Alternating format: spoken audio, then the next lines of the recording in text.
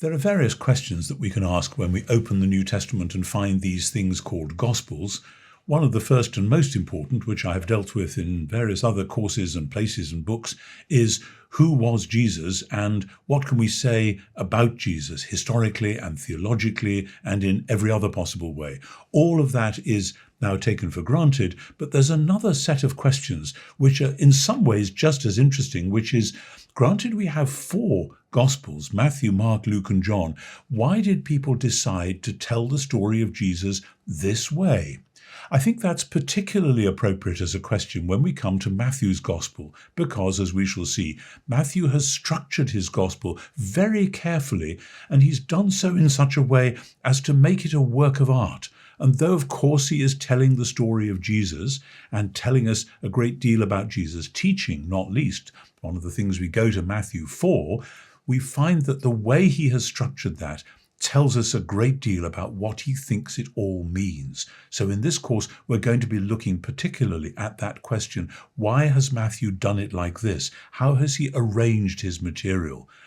This does worry people from time to time because they say, oh my goodness, if Matthew has arranged these sayings, maybe Jesus didn't say them all sequentially like that. And for instance, if you take Matthew chapter 13, the parable chapter, you've got the parable of the sower, and then another parable about weeds growing among the wheat, and then more and more parables, and they're all grouped together. Now, did Jesus on one particular day stand up or sit down and rattle off all those parables one after the other? Almost certainly not, and Matthew isn't saying that he did. Matthew has grouped them together so that we get a sense in each of the blocks of teaching, which we'll talk about later, of particular aspects of Jesus' public career and how he went about explaining things and challenging his hearers and so on. So we need to lighten up in terms of this isn't actually what you would have seen if you'd had a video camera watching Jesus as he went around. Oh my goodness, he's doing the Sermon on the Mount now. Oh, he's doing his instructions to the 12 disciples now, as though that was the only time that Jesus ever said that kind of thing. Matthew himself tells us that Jesus had a peripatetic, itinerant ministry. He went about saying pretty much the same things in village after village, in synagogue after synagogue, so that his disciples probably knew those parables by heart, and if Jesus then did a variation somewhat, they would discuss it among themselves afterwards. And Matthew has taken that enormous range of material and has organized it, arranged it into an amazing artistic whole, and that's what we're going to be studying in this course. Chapter by chapter, section by section, but we're going to be looking at why Matthew has done it like this and what it tells us then about who Matthew thought Jesus was and what Matthew is saying to his readers then and now about what it means to follow Jesus.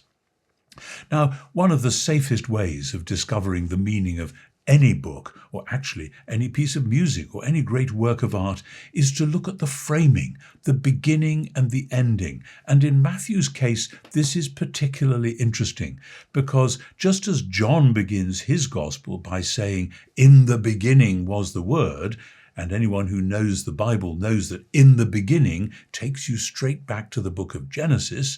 Does John think he's writing a new Genesis? Well, in a sense, yes, he does.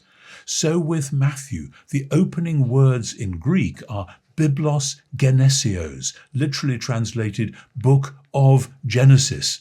And when he says this is the book of the Genesis of Jesus, the Messiah, the son of David, the son of Abraham, he is echoing not only the title of the first book of the Bible, Genesis, but also a phrase which occurs a couple of times early on in Genesis, the book of the generations of the heavens and the earth. Genesis 2, verse 4, the book of the generations of Adam, Genesis chapter 5, verse 1. And there are other lists of generations as well, but those are the two most prominent.